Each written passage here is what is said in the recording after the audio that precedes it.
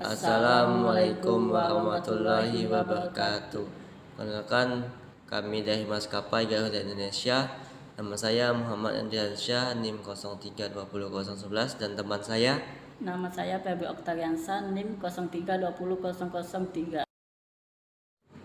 A. Profil maskapai. PT Garuda Indonesia atau Persero adalah maskapai penerbangan nasional Indonesia yang berkantor pusat di Bandar Udara Internasional Soekarno-Hatta. Maskapai ini adalah suksesor dari KLM Intersulai Bedrich. Garuda Indonesia merupakan anggota dari Sky Team dan maskapai terbesar kedua di Indonesia setelah Lion Air. Nama lengkap Garuda Indonesia didirikan 1 Agustus 1947 atau 74 tahun lalu sebagai KLM International Bedrich, mulai beroperasi 26 Januari 1949, 73 tahun lalu sebagai hari jadi perusahaan.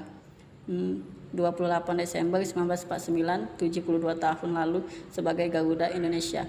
Tokoh utama Triawan Munaf, Komisaris Utama, dan Irfan Setiaputra Dirut. Selanjutnya pendapatan 9,9 triliun 2021, penghasilan bersih 9,39 miliar, total aset 144,07 triliun 2021, total equities 40.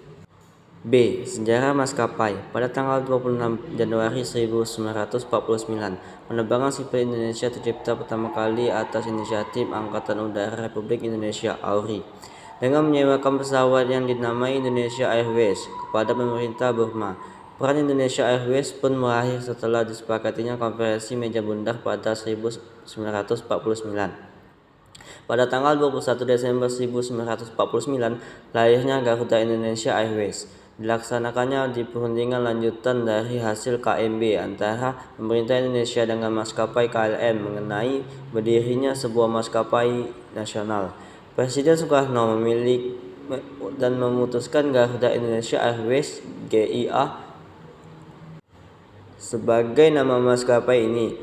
Pada tanggal 28 Desember 1949, penerbangan perdana GIA 2 buah pesawat di kota DC-3 berangkat dari Bandar Udara Kemayoran Jakarta menuju Yogyakarta untuk menjemput Soekarno di bawah kembali ke Jakarta, yang sekaligus menandai perpindahan kembali ibu kota RI ke Jakarta. Sejak saat itulah GIA C. Rute penerbangan dan kisaran harga. Yang pertama, Jakarta ke Kuala Lumpur sekali jalan 1.831.000. Yang kedua, Jakarta ke Yogyakarta sekali jalannya 799.000. Yang ketiga, Jakarta ke Bali atau Denpasar sekali jalannya 1.239.000. Dan seterusnya, tidak bisa dijelaskan satu persatu. Selanjutnya, D. Keutamaan atau kelebihan yang ditawarkan. Pertama, fasilitas infilik memadai. Yang kedua, didukung teknologi canggih. Yang ketiga, ketepatan waktu. Yang keempat, mempunyai jumlah armada pesawat terbanyak. Layanan yang sering ditawarkan: 1. Fitur kabin, 2. Hiburan dalam pesawat, 3. Internet di dalam pesawat, 4. Hidangan khusus, dan book your meal. Selanjutnya, persyaratan umum penerbangan. Persyaratan umum penerbangan dosmetik. Sertifikat vaksin dosis kedua atau dosis ketiga saja. Hasil tes COVID-19 tidak diperlukan. Yang kedua, sertifikat vaksin dosis pertama yang disertai hasil negatif tes rapid antigen 1x24 jam atau tes RT-PCR max 3x24 jam. Penumpang anak berusia di bawah 6 tahun dapat melakukan perjalanan dengan protokol kesehatan ketat, didampingi anggota keluarga. Penumpang di atas 6 tahun persyaratan mengikuti persyaratan penumpang dewasa. Persyaratan umum penerbangan internasional masuk ke Indonesia. Sertifikat vaksin COVID-19 disertai hasil negatif tes RT-PCR 2x24 jam sebelum hari keberangkatan serta menjalankan karantina. Yang kedua, selama 7x24 jam bagi pemegang sertifikat vaksin dosis pertama. Selanjutnya, menerapkan protokol kesehatan selama penerbangan. Wajib melampirkan hasil negatif rapid test PCR.